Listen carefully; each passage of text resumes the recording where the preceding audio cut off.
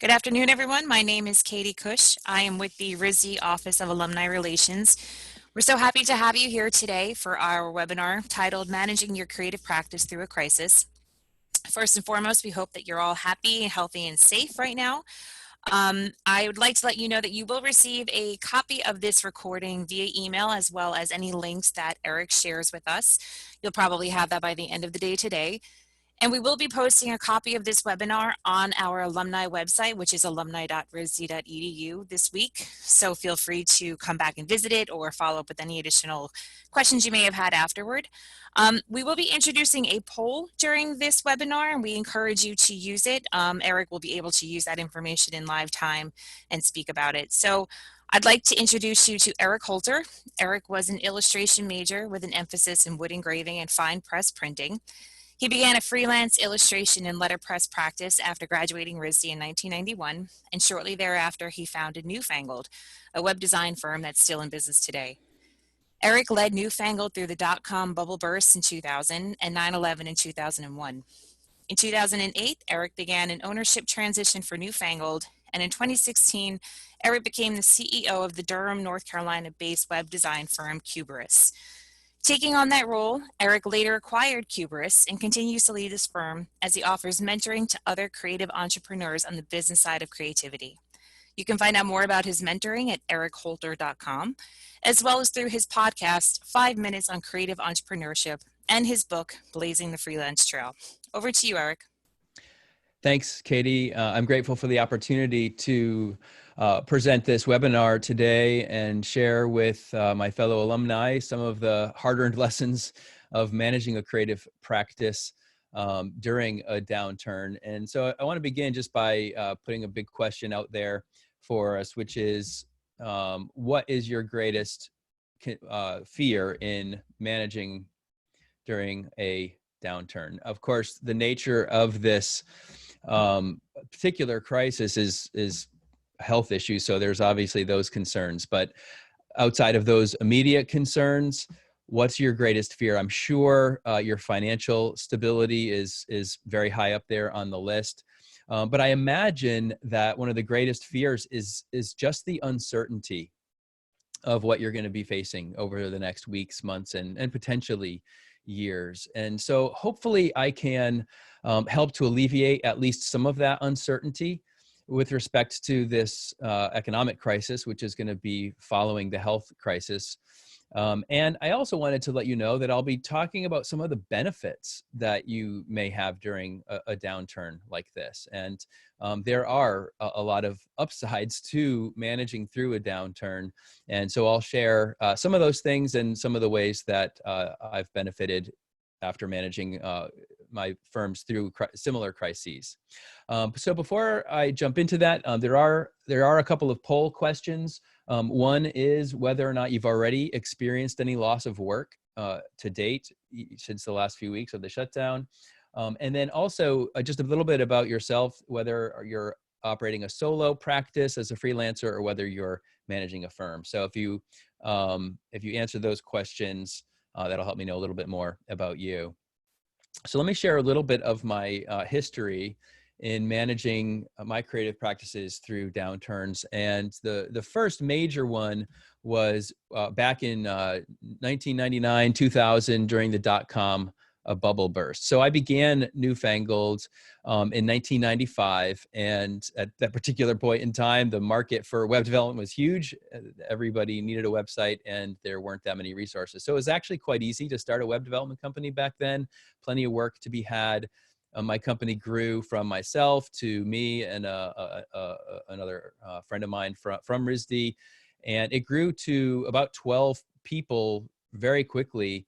And then the dot-com bubble burst happened, which put a lot of downward pressure on web development. The hype around the web did not pay off in its first iteration, and tons of venture capital had been flooded into it. And so there was a real retraction. And so that certainly was a major crisis, but probably even more than that was 9/11 about a year or two later.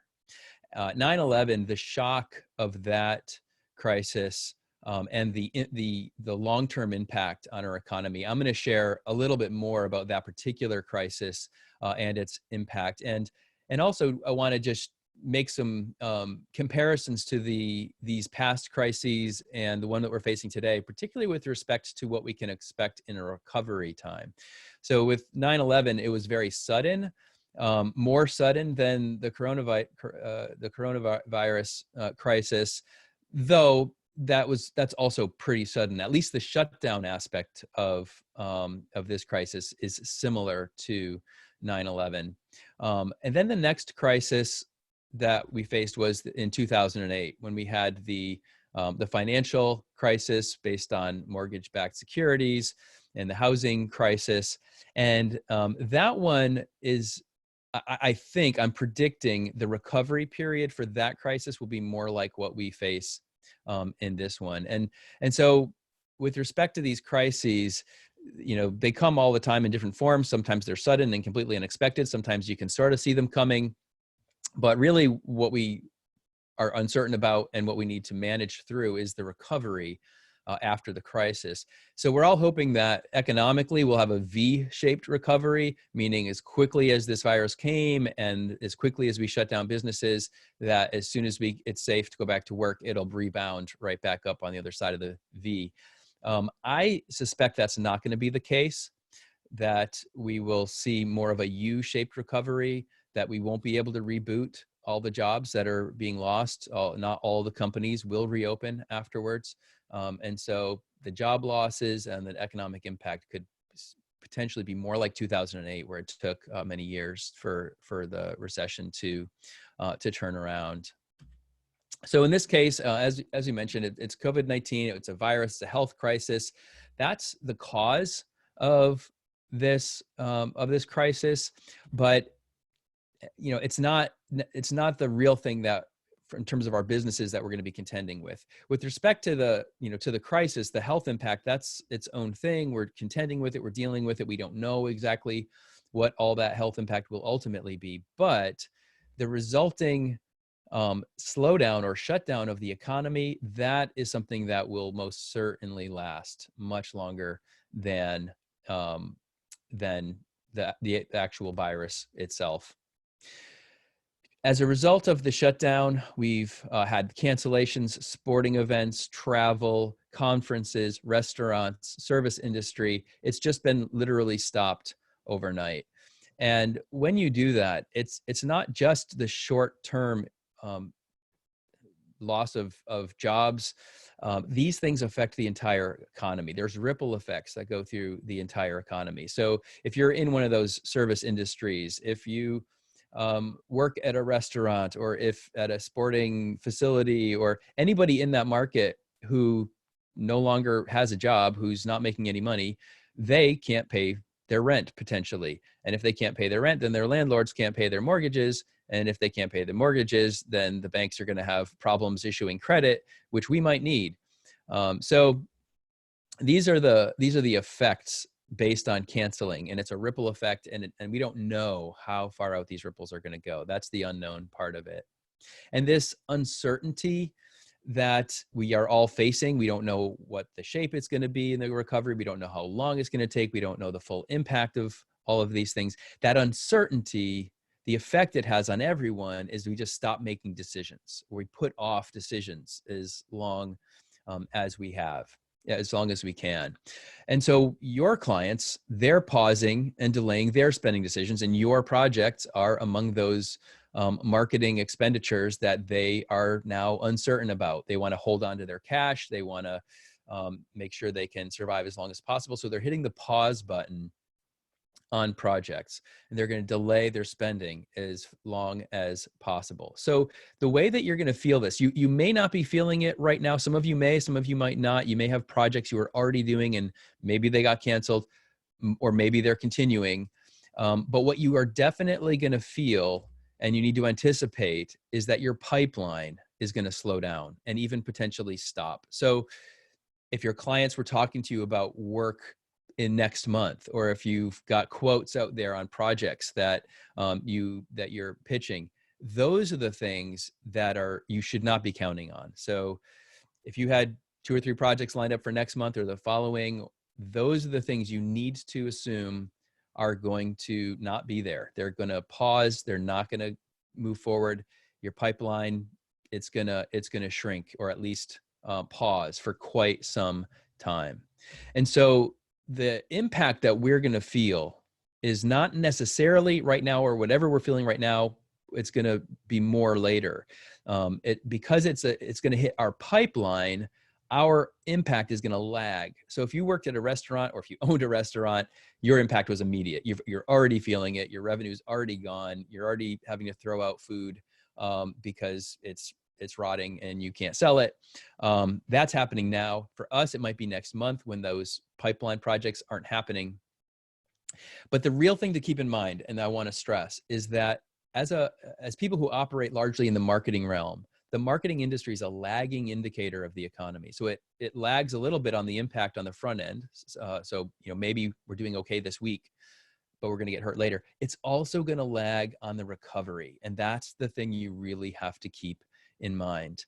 As the recovery begins, whether it's a month or 6 months or a year or two, we are going to recover after the rest of the industry. So as restaurants get back online, as manufacturing gets started, they're going to start going back to work. Hopefully they'll be able to start selling and getting their revenue back, but they're going to have a lot to make up for before they start thinking again about their marketing activity. So even as the recovery happens, we lag that too. And that's the piece that you need to anticipate. And that's why whatever we need to do, we need to be thinking now, not when it happens, not when we feel it. We have to be able to anticipate that we're going to have potentially quite a while to have to recover from. And that means acting now on all of the things that you can potentially do. So we have this on us. We can't control it. It's just something we have to respond to. And so I want to encourage you not to waste this. Don't waste the downturn. So as I mentioned, downturns, they can actually have a positive effect in as much as pain that increases clarity about our business is a positive effect. When everything is trucking along in our businesses and we're busy and projects are going forward, that busyness, it can cloud over some of the problems that you may have, but just really aren't showing up until you hit a crisis. And so the pain of a downturn like this on us, it is going to expose the weak spots in our businesses. If we have not been handling our money well, if we haven't been handling our marketing well, if we're not managing the business side of our creative practices, this will expose it, which is a good thing. If you have weaknesses and frailties that are under the surface but aren't healthy, it's good to have those exposed so that we can fix them. And it's going to underscore for you how important it is to manage your creative practice as a business all the time, even in good seasons and particularly in bad seasons. So the pain that's going to increase clarity and expose the weak spots, while it hurts, it is a good thing. Another thing it's going to demand is a radical increase in your efficiencies. So we're going to have less work. We're going to have less revenue. We're going to have to make it through on less. And while that's painful to deal with, it has real benefits. So I wanted to tell a little bit of a story about how the 9/11 crisis impacted Newfangled way back then. It was pretty cataclysmic. We went from having about 12 employees. We had about $150,000 in the bank, that good 3-month cushion that they say we should have. But business literally stopped. The projects we were doing paused. The pipeline ceased. And usually a 3-month cushion, you don't expect to lose all your revenue. So you think you stretch it out to 4, 5, 6 months. In this case, we burned through that in 3 months and it was gone. I didn't know enough about managing my firm then that I didn't make decisions fast enough. So I retained all my employees and then went into debt by about $150,000 within the next 3 months and was forced to downsize from 12 to about 5 employees. The budgets that we had previously, even after the initial shock, which lasted 4 to 6 months, even as some work started to return, the budgets, which were maybe in the $30,000 to $40,000 range prior to 9/11, if we found projects at 15 to 20K, we were absolutely thrilled. And so we had to really look for ways to make our process more efficient, to be able to code more efficiently, to adapt our design process. We had to look absolutely everywhere for every efficiency that we could possibly find. And we did. And so after 2 or 3 years of a business climate like that, before things started to return, we had to learn to survive on about half the budgets, which once things changed was actually really, really good. So there is a survival of fittest with respect to business and with competition. And while, that's a bit cutthroat, it's a reality. It's just the way it is. But what that means is after a crisis, once things do return to normal, there is huge opportunity and less competition on the other side. So here's how the dynamics work. A crisis happens. We all have to start scrambling. We all have to manage our efficiencies. We all have to learn to be able to live on less. But then on the other side, there's going to be a backlog of demand. So many of your clients who aren't going to be doing things over the next 6 months to a year, however long it lasts, those things have to get done eventually.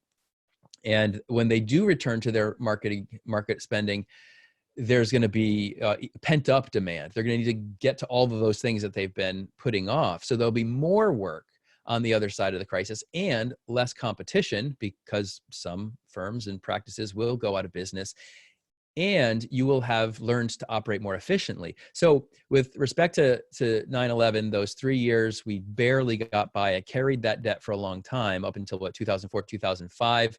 Then when it returned from 2005 to 2008, within 3 years, we grew again to 15 employees. We, of course, paid all that debt back, and I actually sold the company to one of my employees for 7 figures. So there was that much profitability on the other side of the crisis. And because we were well positioned and super efficient, and we had 50% profit margins on budgets that were turned to normal, there's huge opportunity. Additionally, there'll be more supply for getting the work done, because people in our industry will be looking for work. That was one of the effects for me, actually, after that first crisis I mentioned, the dot-com bubble burst. We were actually in a decent spot because we didn't have a lot of venture capital based .com clients. We had a lot of brick and mortar clients. And so after that particular crisis, the supply of talent and people who could do coding and design actually increased. They were getting ridiculous salaries for very low level skill, because there was massive amount of venture capital in the market. And afterwards, they were very happy to have reasonable jobs with reasonable salaries. So as a business owner, that helped a lot. So there are things to look forward to in the crisis, as it's going to improve your business. It's going to improve how you manage your business. It's going to improve your operations. And on the other side, there's huge opportunity. But in the meantime, we are going to have some downtime on our hands as a result of this downturn. The downturn, it's here. We can't do anything about that. We will therefore have more time on our hands. And so what we really want to do, what we can do even now, is figure out ways not to waste that downtime. So as things slow down, as projects hit pause or get canceled, and you have time on your hand, what can you do to make the most of that time? So I'll give you some practical suggestions. First and foremost, of course, right away, look at all of your expenses and trim whatever you can. But as you do, keep in mind that you also are someone else's expense, right? So they're trimming you, and so you need to turn around and trim some of your expenses, which is going to impact those companies. So remember, these are the ripple effects, and we're all in that. So you can look at perhaps some of your software expenditures. We all have a lot of online platforms that we use. Perhaps you can downgrade some of those if you're not using as much of those platforms as you may have thought, or if you have too many seats, look to downsize some of those software platforms. You can start to take in-house some of the business services that perhaps you hired contractors or consultants for. So if you have a social media consultant, look at taking that back in-house. Bookkeeping is a big one that I want to underscore. One of the, I think personally, if you're running a business, you should be very acquainted with your financials. And the best way to be acquainted with your financials is to do your own books. It's a skill set that a lot of creatives don't have or want to have. But as a business owner, if you can do your own books, you will always have your hand on the pulse of your finances. And it's not that hard. Doing the books for a creative service, a professional service company, it's among the easiest business models to do that. So maybe take some of that time and take some QuickBooks courses and learn how to do your own books. I do the books for my company. Takes me like an hour on Friday mornings. It's not that hard once you gain the skills. So that might be one that you could both save some money and gain skills that'll help you manage your company better. Downsize your space. If you have space and you can downsize it, obviously, that's good to do. Perhaps sublet some of your space. Of course, right now that's moot, right? Because we can't go to offices anyway. But once that is restored, if you can get out of a long-term lease or adjust that lease, whatever you can do to minimize that overhead, that's a major area of overhead that you can potentially mitigate. Other things that you can do with your downtime is to refine your systems and your processes. So as we operate our businesses, we all have various documents and procedures that we follow. And sometimes those things can get bloated and we don't pay much attention to them.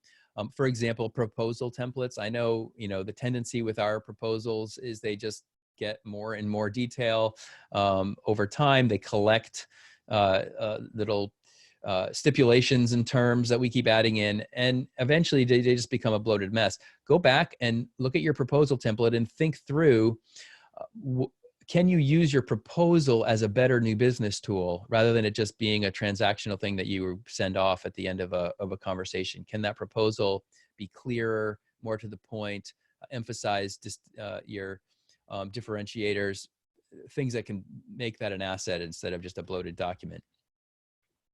Take a look at your terms of service. And I want to just spend a little bit more time on terms of service than on some of the others, because as a creative service, you are servicing your clients. And that's not just when you're working on a layout or doing a photo shoot or whatever you're producing for them. You have to communicate with them a lot. They will send you emails and you will have calls. And sometimes it's just a question that they have. Maybe they want you to estimate something. And if your terms of service with your clients aren't such that you can bill out all of the time that you spend servicing them, then every time they contact you, that's potentially a hit to your profitability. So I'll give you a compare and contrast. My first company, Newfangled, we didn't have terms of service set up in such a way that when a client called and asked for something that we could necessarily bill it. So a client would call an account manager would talk to them for 15 minutes, half an hour. They would write up the request, maybe have to go talk to a designer or developer, get an estimate on the project, run it by resourcing, make sure schedule wise where we could fit it, and then write something up and get back to the client. But by the time they did all of that, we were already several hours into that piece of maintenance, even if it was just a small request. And so almost any request would have a $300, $450 price tag to it, even before doing anything. And then the client might get it and say, oh, it's going to be that much. And they wouldn't do it. And now we're out all that time. And so it was kind of a death by 1,000 cuts across all of our client base. That was a huge liability for us. Whereas with Cuberus, when I came in, one of the first things that I did was to change our terms of service so that the clients understood that when we are servicing their account, even if it's answering an email, having a conversation, writing up an estimate, that all of this time will be added to their account and that we will bill it out. And now all those conversations, rather than being a liability and a hit to our profitability, they boost our profitability and they increase our revenue. So look at your terms of service and see if you can adjust them in such a way that you get compensated for all the time you spend servicing your clients, not just when you're working on a project. Look at your project management system if you have one. If you don't have one, it would be a great time to set one up. When it comes to being efficient, and like I said earlier, we're going to have to be very efficient in a downturn. A well-structured and well-used project management system is a huge efficiency boost. If you don't use it well, it might not, and it might just be cumbersome. But if you use it really well, it can be really effective to help your efficiency. So look at your project management system or set up a project management system.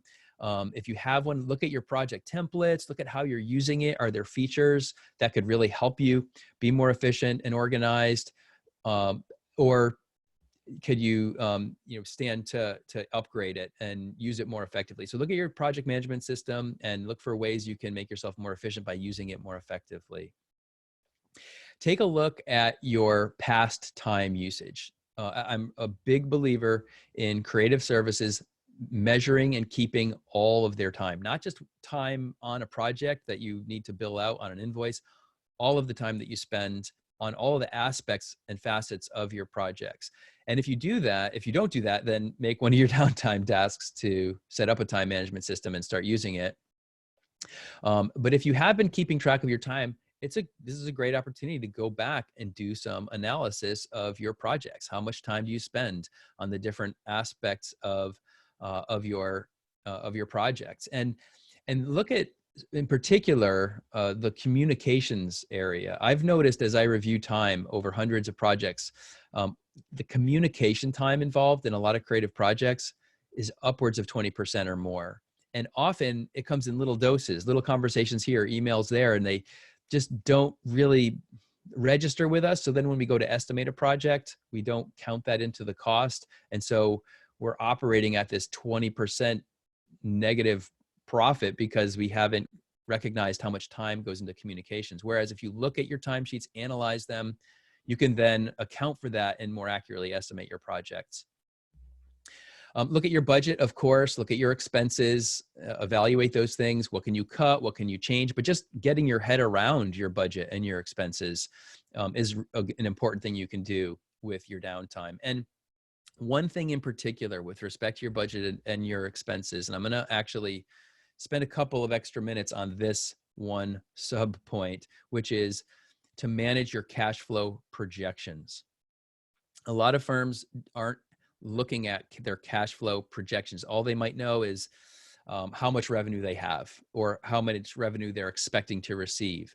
And if that's all you know about your financial metrics, you're operating blind. You need to be able to see how your cash is going to flow over time with your expenses layered in also over time. So here's an example of a cash flow projection spreadsheet. This is just a Google Doc, and you can actually, this is a sample that I've created, and you can download this or create a copy of it into your Google Docs by just going to my website. You go to ericholter.com. There's a resources section, and on that page, you'll find a link to this Google Doc. And so if you want to grab this as a starting point, if you don't have something like this already, you're happy, you go ahead and use that. But what this is, it's very simple. It's one tab has all of your revenue that you expect to receive. So these would be invoices that you've billed out, or perhaps noting some that you still need to bill. And you put them in the month where you expect to receive those funds. Not when you send it, when you expect to receive it, your cash flow. When do you expect that cash to actually flow into your bank account? Which month is that payment likely to come in? And so you spread out your receivables over the months when you expect to receive them. And then in another tab, you lay out your expenses also over the months. By doing these two things together and layering them together, you can actually project how far out are you cash flow positive and when do you start to hit cash flow negative. And so you'll see above where you have the balances, you have your total projected revenue, but then you have your expenses. And then you'll notice there's two categories, fixed expenses and rollover expenses. I'll say something briefly about those two categories. And you do that over time. And so you can see, okay, if everything comes in that I expect and I pay all the things I expect, I should, in this case, have $10,000 in the black. And next month, after I receive everything I expect to receive and pay everything, I'll only have $600 and so forth. And you can see at what point you're going to be cash flow negative. This is your advanced radar warning system to know where you're going to stand. And it gives you that advance warning so you can make decisions now with respect to your expenses before you incur them and you don't have any choice but to pay them. So those two categories, just briefly, you'll see there's those fixed expenses in the top, and there's another section below called rollover. I break them out that way because these rollover categories are often things that don't happen every single month, or you can choose not to spend them. Marketing and new business activity, training, professional development, general savings, things that you can just decide, you know what, I don't have a lot of cash right now, so I'm not going to save for a marketing trip or professional development, or I'll keep using my equipment longer than perhaps I would prefer. These are the things you can actually do more than your fixed expenses, which are often they're fixed. You're going to pay the same for Creative Cloud this month as you did last month. So anyway, these are the things you can do by using a document like this to project your cash flow, and you really need to know where you stand so you can make those decisions in a timely manner. If you don't have that advance view of your cash flow, you're gonna get stuck, and then you're not going to have the time to make the adjustments to your expenses. So if you do anything during this downtime, if you don't have a document like this where you're tracking your revenue to your expenses, definitely do that. And I've got a whole series of training materials, training videos in a course that I've created called Business Essentials for Creative Entrepreneurship. There's 2 training videos in that course that talk about setting this document up and also how to update it. And I've opened those up and made them free so you can access them without buying the course, because I think this is such a crucial thing to manage your practice well, that you really need to have it. I think there will be links to those resources in the email that goes out with the recording. And so feel free to use those videos and to access that document. If nothing else, get this set up for yourself. You're going to need this as you manage over the coming months and years. Some other things that you can do not waste the downtime that you're going to have. It's a great time to overhaul your marketing strategy. I'll note, however, that this is not the time to begin a desperate marketing campaign. Hopefully you've been marketing and you have a really steady marketing strategy. If you haven't, then obviously you should start one, and that would be a good thing to do. But keep in mind that waiting for a crisis to start marketing you're already behind the 8 ball. Marketing during a downturn, you need to do it. You need to keep it steady. You don't want to stop marketing, but it's not going to have as great an impact as does when people are regularly buying services. But you need to start it. So if you don't have a marketing campaign, if you don't have a strategy, then definitely use this time to think that through and get that going. And in part, one of the main things for creative services in their marketing is content strategy. And so you'll need to develop some content. And if you have time on your hands, perfect opportunity to start thinking through the kind of content that you can use to execute a marketing plan that you'll be able to do and keep.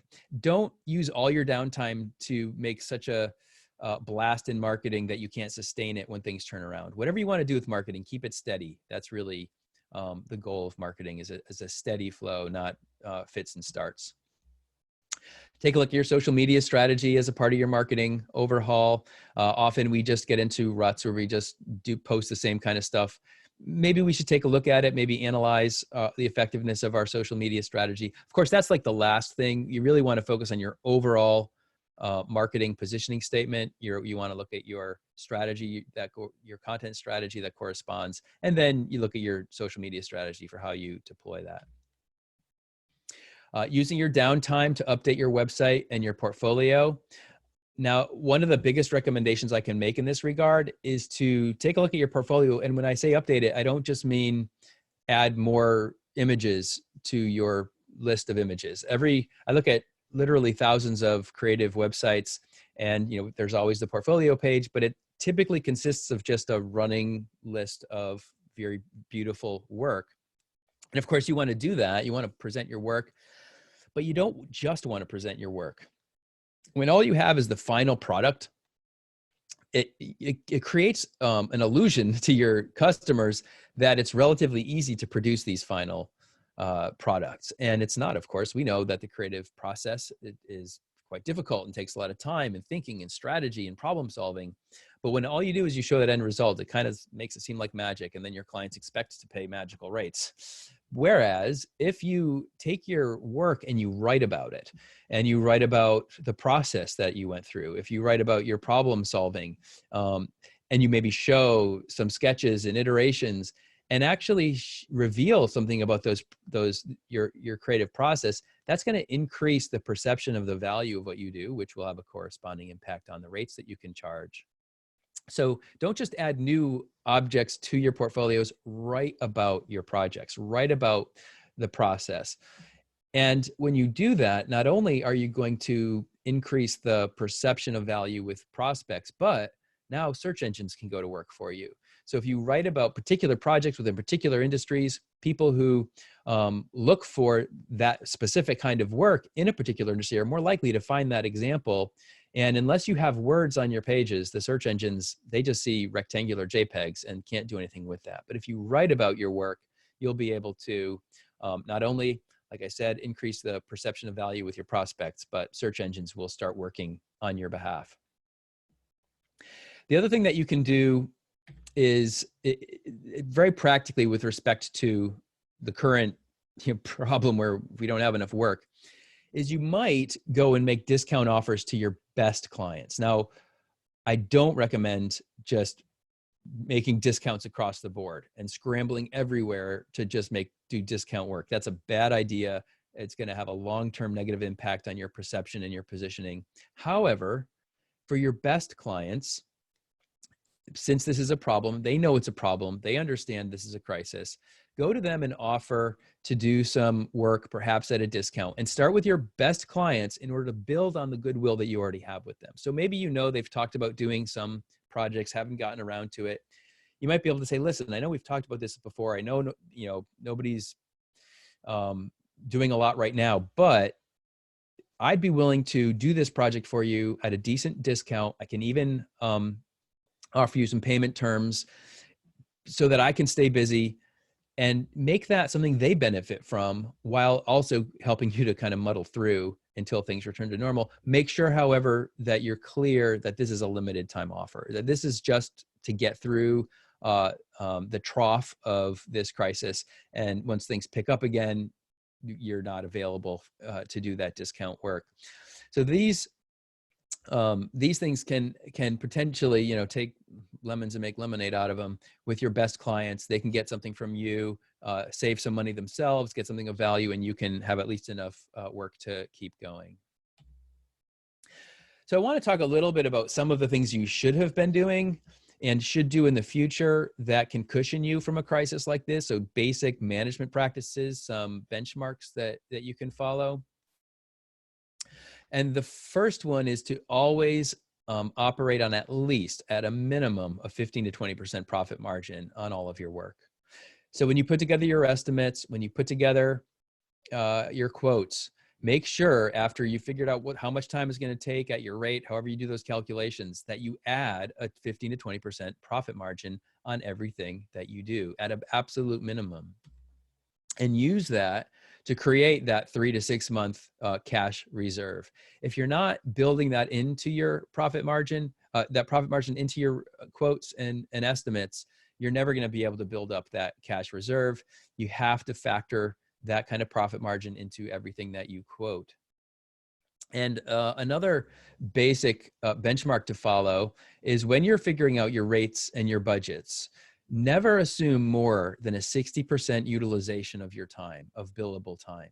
So meaning if you work a 40-hour week, you have to assume that on average, when you factor in taking time off, getting sick, downtime, other things you need to do with your time like marketing and management and dealing with your money, that on average, you're only going to get 60% of your time billable, 26 hours out of a 40-hour week. If you base your rates and your budgets on anything higher than that, first of all, you're never going to achieve it, which means you're always putting downward pressure on your profitability. This is probably the key metric. If you could just circle that one and look at your rates and your fees and your estimates and recalculate based on this, you'll be doing yourself a huge favor. The reality is, even though certain weeks you might go heads down and bill out 100% of your time, that is not sustainable. And if you sustain it for too long, you're neglecting other things you need to be doing. And so you won't have been marketing regularly. And so when you do hit the crisis, you'll be behind. So don't base your business rates and fees on anything more than a 60% utilization. And if you're a solopreneur or freelancer, even that's hard to hit.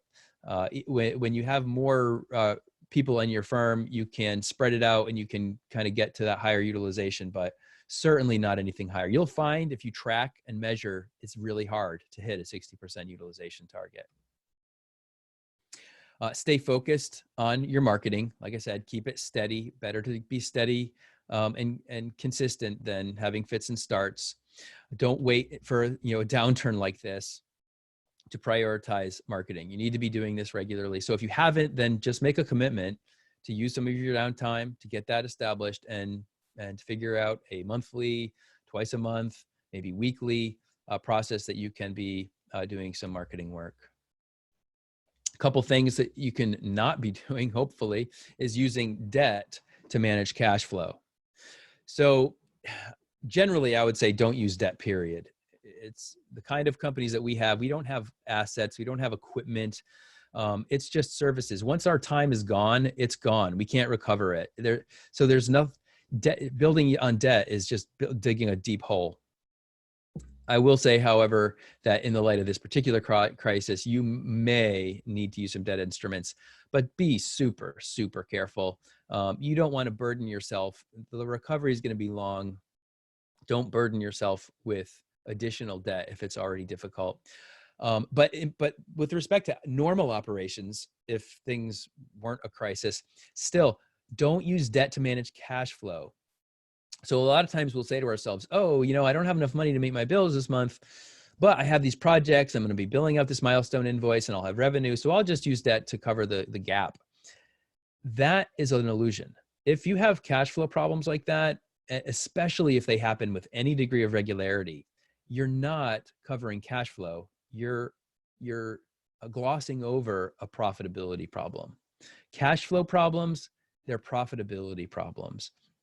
And so don't use debt, because that's just going to continue to deepen a hole. You never quite ever catch up. You just keep incurring more debt. Don't spend more than 50% of your revenue on compensation. So whatever you're paying yourself, or if you have employees, if 50% of your revenue is going, or more than 50% is going toward compensation, you're not balanced properly.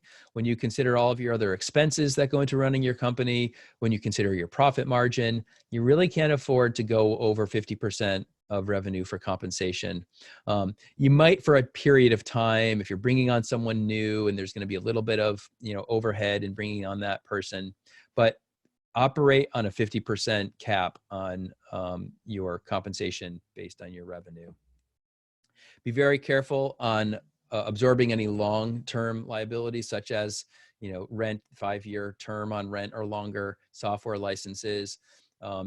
Just try to be as nimble as possible. Try not to incur too many liabilities in addition to using debt. So summarize some of the main points. These slowdowns that are going to occur like this crisis is it's going to cause us to have time on our hands. And that's very costly. Essentially, when we have time on our hands, we're buying it. We're buying our own time, and it's expensive.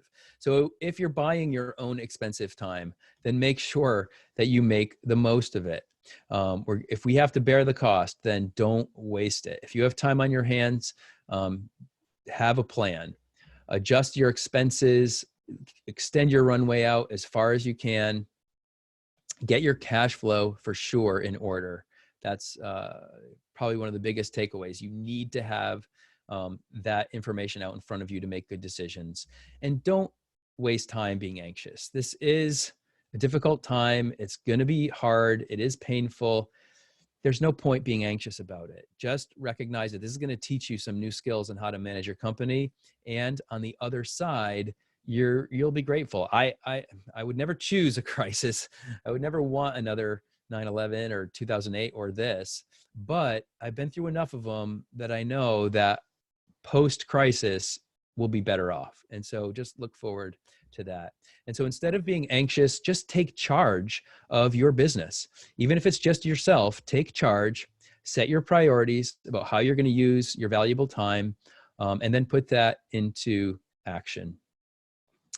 So we should have some time for Q&A. If there are any questions, feel free to post those to the Q&A or the chat area, and hopefully we can field as many as we can with the time that we have left. Thank you, Eric, so much. I just want to remind all of our participants, if you haven't already completed the poll that we have live, please do so. We're just really curious about where you guys are at this point. And like Eric said, if you have any questions, feel free to use the Q&A section of Zoom or the chat, and we will answer them.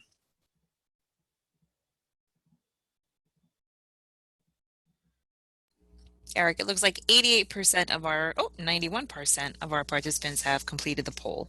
Okay, which is great. Great. Thank you, everybody.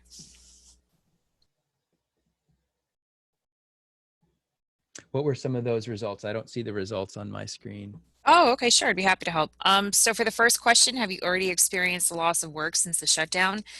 30% have said yes a lot, 48% have said yes a little, and 21% have said not yet. Okay. And for are you a solo freelancer or managing a firm, 88% of participants are a solo freelancer, and 12% are managing a firm. Okay, great, great.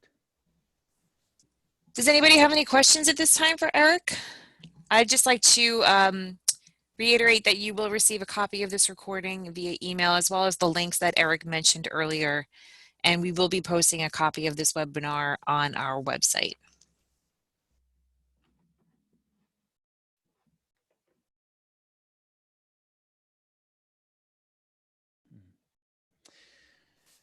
So tips for solo business that just launched. Timing. Well, if you're just launched, then you don't have a ton of overhead or obligations, hopefully. So if it's just you haven't already, encumbered a lot of things. So hopefully you are already a little bit nimbler in that respect. One of the first things when you're just starting, marketing is obviously really critical. And so if you don't have any history there with marketing, it's going to be quite difficult. And marketing into a downturn economy makes it rough. However, when we get into marketing, and we'll be doing a webinar on marketing and one on money coming up, when it comes to marketing, the very first thing you need to do is establish a narrow positioning statement. In other words, you have to define who you do, what kind of work that you do narrowly, who you do it for narrowly, and how it benefits them.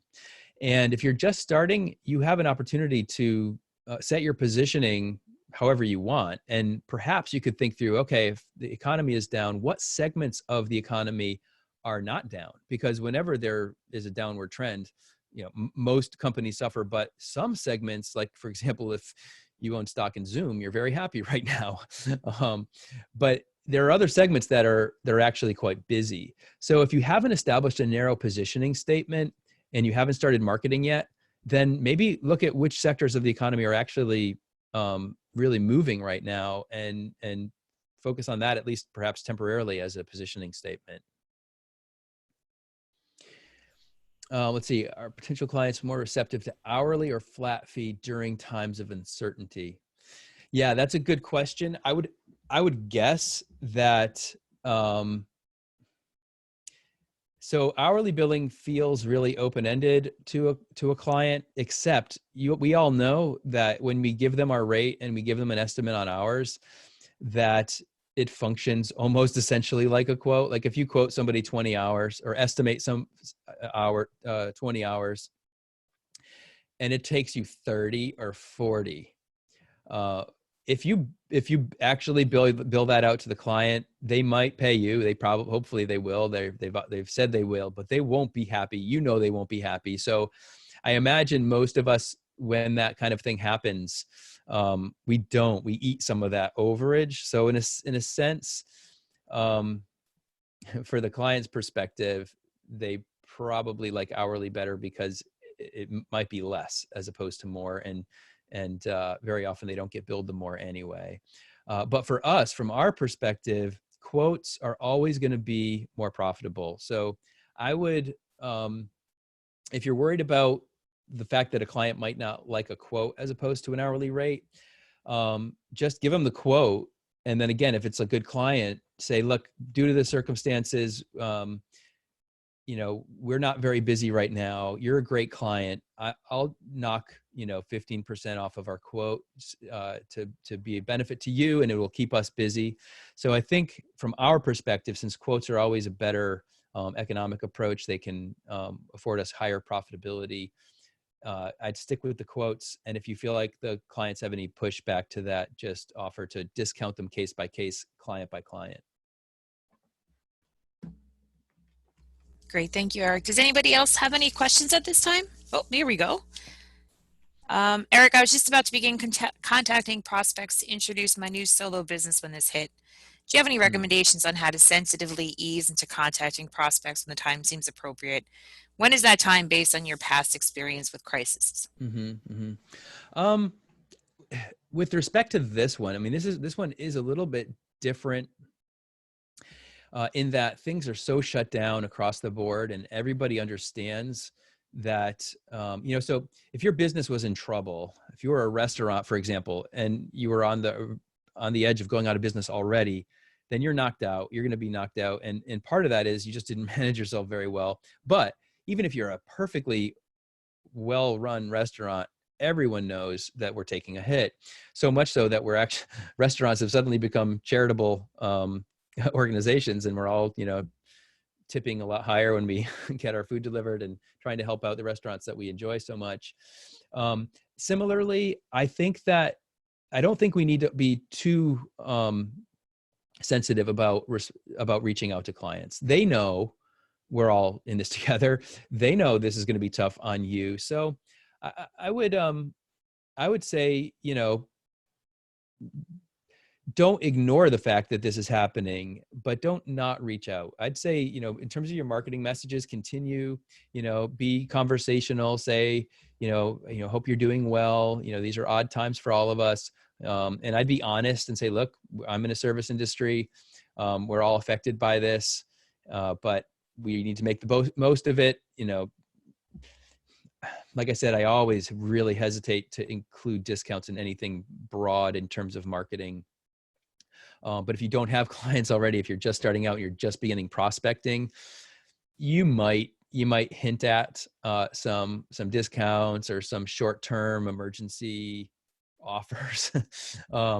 But I would be somewhat subtle about that. But I wouldn't hesitate to reach out. I don't think people are averse to recognizing that everybody needs to be contending with their work at the same time that we're dealing with the health issues. And yeah, so I would say move forward, just be conversational, and maybe possibly hint at the fact that this is a difficult time, and you have some offers to help mitigate. Are there books you'd recommend for building more of a business sense baseline? I do. It's one I wrote. It's called Blazing the Freelance Trail. And it's all about it's professional practices for creative entrepreneurs. And I walk through the 5 areas of money, minutes, marketing, management, and motivation from the perspective of the creative entrepreneur. So yeah, I'll promote my own book in response to that question. Also, anything David C. Baker writes is worth reading. He tends to write more toward the firm. So if you're a creative firm, a larger firm, his expertise is in working with larger firms more than solopreneurs. But his advice is always relevant. And I would add to that Blair Enns and Win Without Pitching. Again, he's more of a firm oriented guy than solopreneurs, creative freelancers. And he's entirely on the sales side of thing, but both of their resources are excellent. But like I said, the book I wrote is trying to apply a lot of the same principles, but for the creative freelancer, because it's a different kind of business model and the issues are different. Thank you, Eric. That's great. Does anybody else have any questions at this time?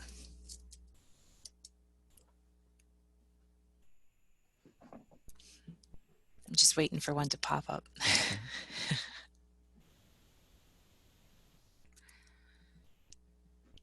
Okay. Okay. So I'm not seeing any questions coming in. If for some reason a question pops into your head the moment we end this call, which tends to happen to me, feel free to email them to alumni@risd.edu, and we'll do our best on getting you an answer. Eric, thank you so much for taking Oh, the you're time welcome. to speak with us today. I'm sure that our alumni found this as useful and as helpful as I did. And again, just a reminder, you'll receive an email with the recording and it will be posted on our website. So I wish everybody happy days. I hope you're happy and healthy and taking care of yourself. And we will be in touch soon. Eric, thank you again. Have a great day. My pleasure. Thank Take you. care. Bye. Bye-bye.